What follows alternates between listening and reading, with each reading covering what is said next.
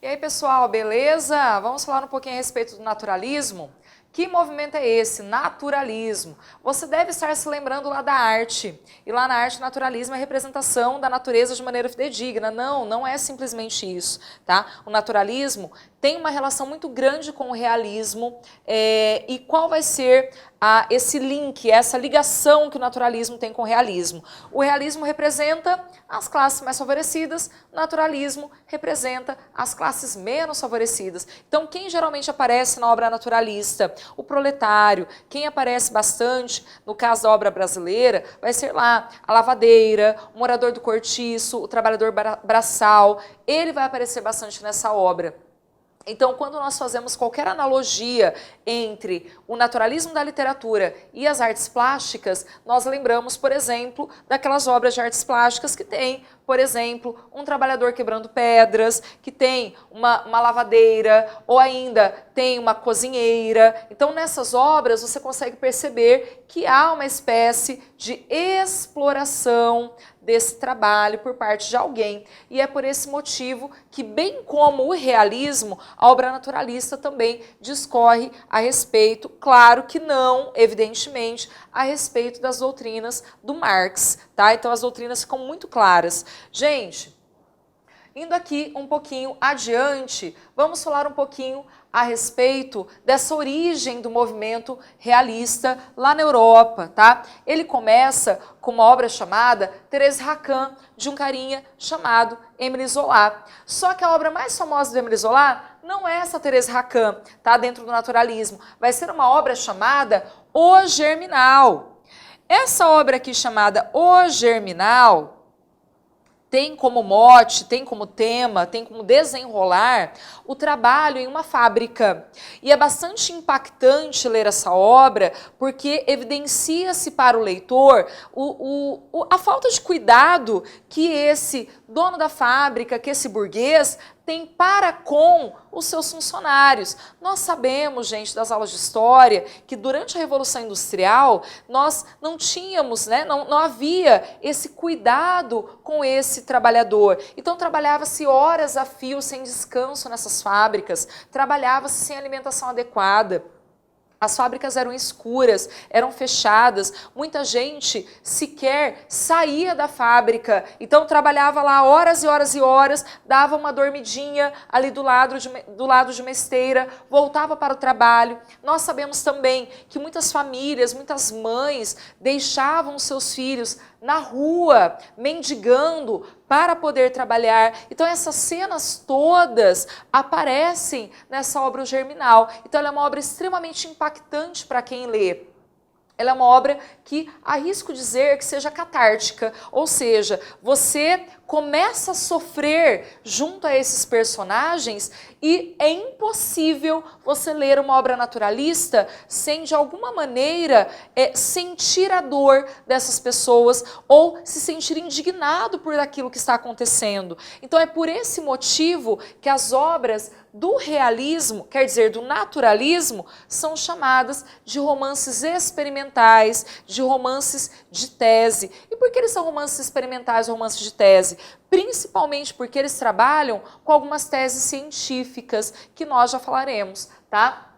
Olha só, no Brasil, o naturalismo começa com O Mulato, do Aloysio Azevedo. Então, o início dessa obra se dá com esse indivíduo aqui, o Aloysio Azevedo, que vai escrever várias obras de bastante impacto dentro da sociedade brasileira também. E por que que o Aloysio Azevedo impacta? Porque a obra brasileira em nenhum momento falava a respeito dessas classes menos favorecidas. Então não tinha aparecido nem no barroco, nem no arcadismo, nem no romantismo, nem no realismo, por mais que fosse crítico. Pela primeira vez, esse povão aparece na obra. Então as massas aparecem na obra. O fato dessas massas aparecerem vai causar aí uma espécie de desgosto por parte do público leitor. Então nós não temos romances naturalistas com um grande público leitor, aquela leitura de folhetim, todo mundo querendo saber o que tinha acontecido. Nós vamos ter esse tipo de romance com obras realmente, com livros,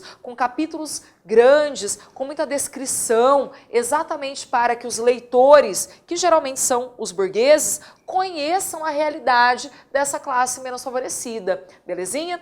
Mas daqui a pouco nós falamos um pouquinho mais a respeito do nosso amigo Aloysio Azevedo. Gente, característica latente na obra naturalista vai ser isso aqui, ó, a ciência, tá? E por que a ciência aparece bastante dentro dessa obra naturalista? Principalmente porque nós temos algumas teorias que permeiam essa criação. Lembra que eu falei para vocês do romance de tese ou do romance experimental? O que significa isso? Romance de tese é uma teoria, tá? Ele é um romance que vai tentar comprovar ou não uma teoria científica. Então vamos ver algumas dessas teorias que aparecem geralmente dentro do romance naturalista. Olha só, primeira delas, gente, darwinismo social. Ah, mas o Charles Darwin falava da evolução das espécies. Sim, com toda certeza. Só que no caso do darwinismo social, nós temos que enfatizar que quem é aquele que vai evoluir, aquele que dentro da sociedade recebe condições para isso. Então olha só, quem evolui geralmente financeiramente são os burgueses nesse tipo de obra. Quem evolui etnicamente é quem muitas vezes não se miscigena. Então eles começam a apresentar o que vai ser a evolução no aspecto econômico, no aspecto social, tá? No aspecto cultural, principalmente no econômico e no social, porque a cultura, para boa parte da burguesia, era apenas usar aquilo que estava vindo da Europa e não esse descobrimento de quem é o Brasil, quem é o brasileiro, como é a sociedade brasileira, tá? Então, dentro do darwinismo, você consegue perceber bastante isso. Quem morre? Aquele que não tem condições de sobreviver por algum motivo. Ele não tem comida, ele não tem armamento. Então, por exemplo, numa guerra, quem vai sobreviver? Aquele que tem conhecimento das estratégias de guerra, aquele que tem um armamento mais pesado, aquele que talvez tenha um míssil, coisa que o outro não tem.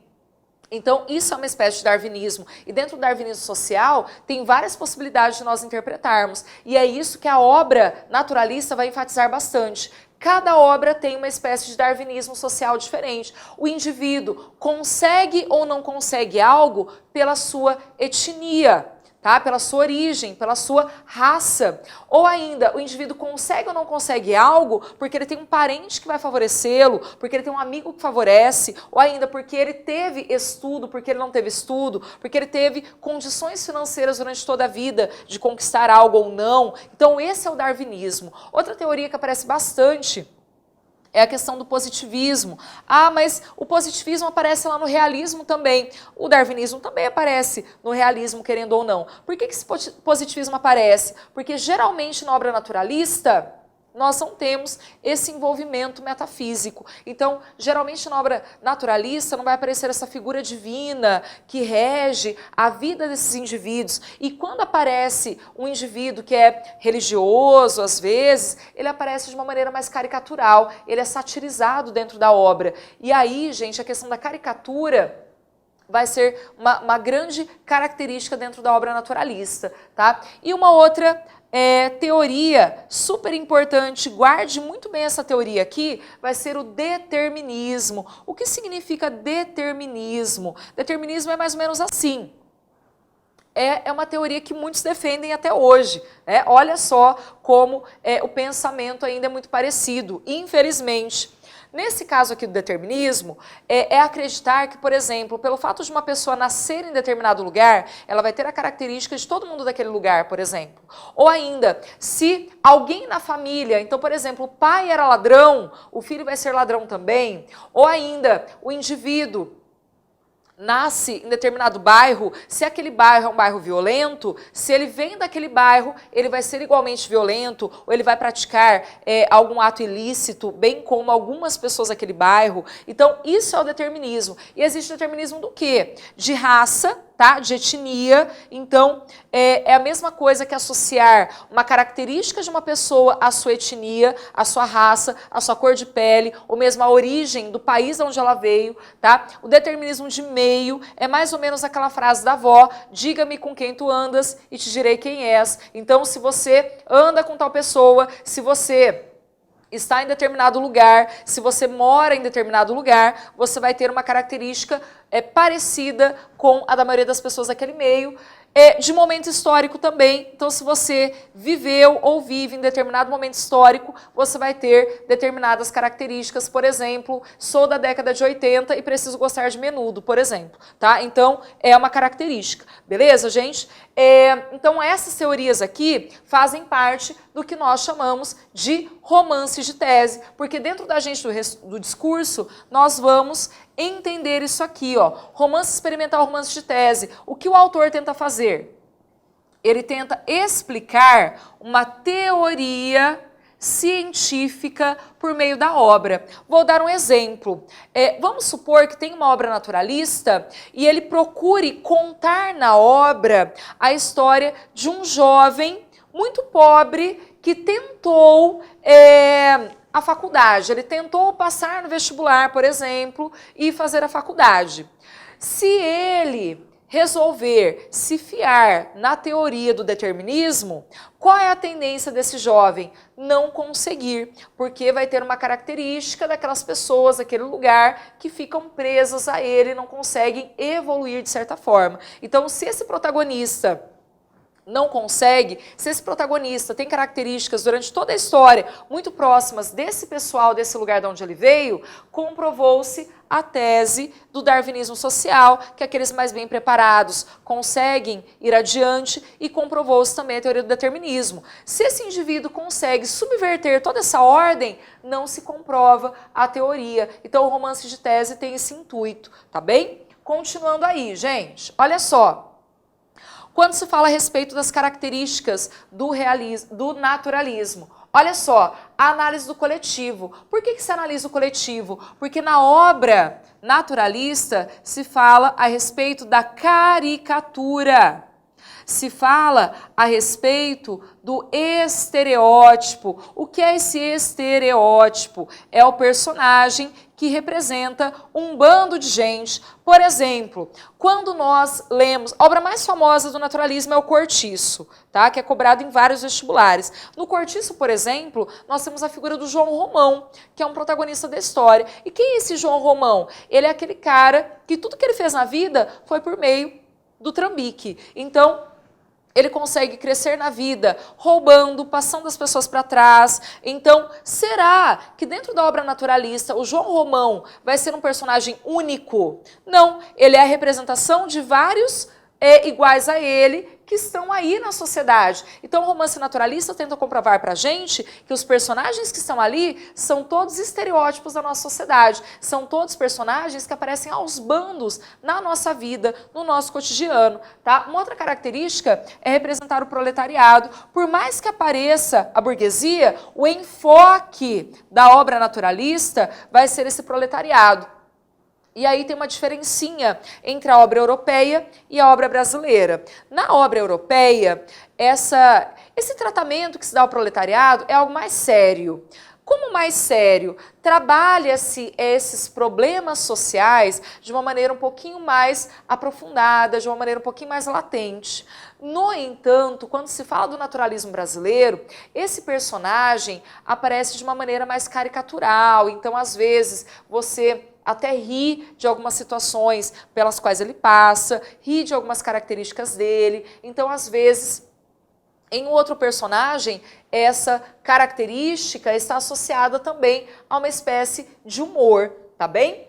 E por fim, o ser humano é fruto do meio em que vive e das pressões que sofre. Do meio que vive você já sabe, porque nós falamos de determinismo, mas e das pressões que sofre? Gente, é simples. Se eu estou desempregado e preciso sustentar os meus filhos, qual é a pressão que eu estou sofrendo? É essa de todo dia precisar sustentar aquelas crianças. E o que eu vou fazer? Quais são as pressões do meu cotidiano? Talvez fazer algo que eu não aceite como ético para salvaguardar os meus filhos. Por exemplo, roubar. Ah, mas por que você roubou? Eu roubei porque eu precisava salvaguardar os meus filhos. Isso entra no darwinismo, isso entra no determinismo, tá? As pressões que o indivíduo sofre aparecem muito nessa obra naturalista. Então, geralmente as obras têm esse intuito de expressar dessa maneira, tá? Outra coisa, gente, o olhar continua sendo racional, bem como o realismo. Então,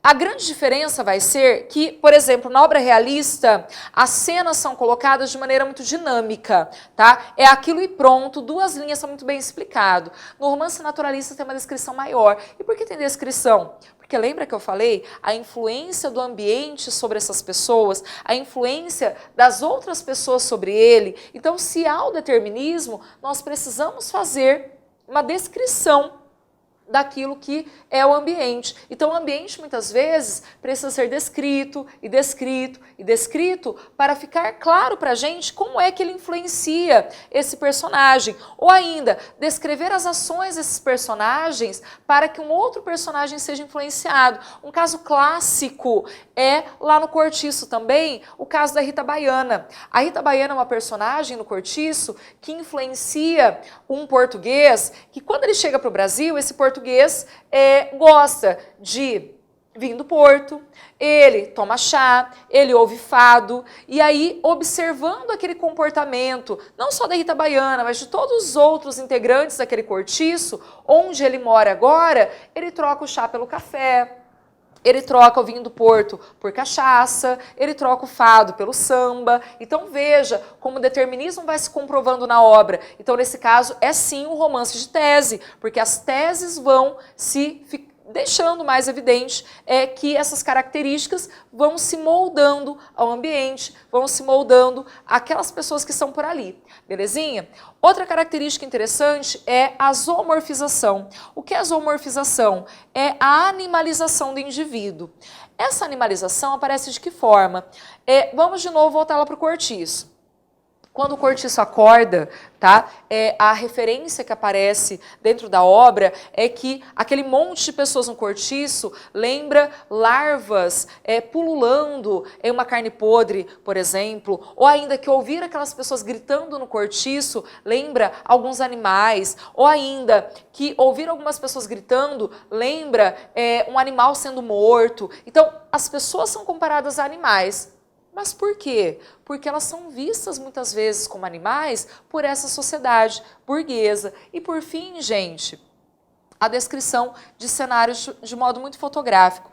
Então as cenas, os lugares são muito bem descritos. Veja bem, contrário completamente da obra realista. Os cenários são muito bem descritos. Há uma descrição detalhada desses locais exatamente para que o determinismo apareça, tá? E aí, ainda falando um pouquinho a respeito dos autores do realismo, nós vamos ter a figura do Aloysio Azevedo, tá? O Aloysio Azevedo vai ser o principal nome dentro do realismo. Ele escreve um Mulato.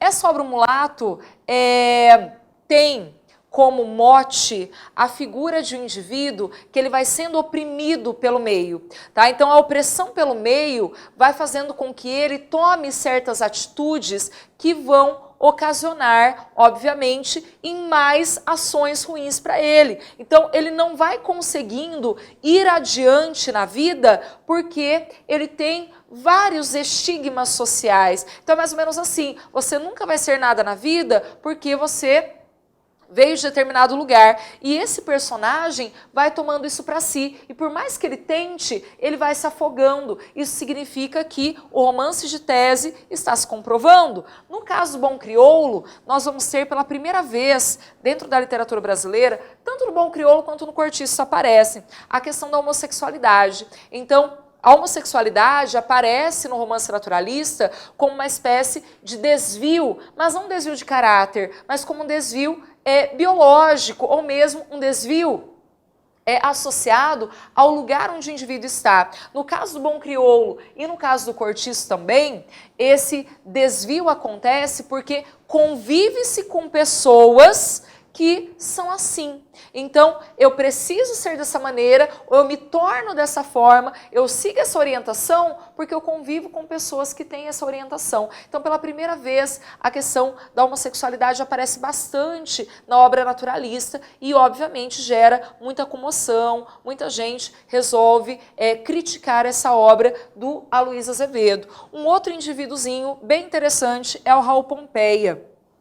O Raul Pompeia vai escrever uma obra chamada O Ateneu. Gente, lembrando que nesse período aqui, a literatura voltada para crianças praticamente não existia. Então era uma outra coisa voltada para crianças que nós tínhamos na literatura brasileira. Então quando você pensa numa história de um menino que vai para a escola, estamos falando de uma criança, de um pré-adolescente, estamos falando de um jovem, então a história vai ser mais leve. Não, não é. Nós estamos falando no Ateneu da história de um menino que vai para uma escola interna. Essa escola é regida pela igreja. Lá dentro dessa escola, ele percebe que os padres não têm nada de bonzinhos e ele vai tentar insurgir contra esse sistema.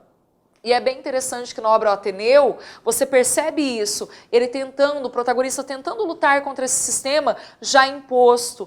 Porém, o determinismo sempre vai acabar vencendo, o darwinismo social sempre vai acabar vencendo, porque o romance precisa comprovar a tese. E mais do que isso, infelizmente o romance precisa comprovar a realidade. Mais ou menos, a vida é assim. Então, nem sempre todo mundo vai conquistar, nem sempre todo mundo vai ganhar e nem sempre todos seguirão ou conseguirão alcançar os seus objetivos. Então isso é uma característica do romance O Ateneu, tá? E das outras obras naturalistas também. Gente, esse foi o naturalismo, tá? Um movimento muito próximo ao realismo, apenas lembrando que tanto o realismo quanto o naturalismo, embora comecem no mesmo ano no Brasil, não têm as mesmas características. Artisticamente, naturalismo e realismo tem muitas referências dentro das artes plásticas, mas a literatura, eles são bem díspares, ok? Até mais!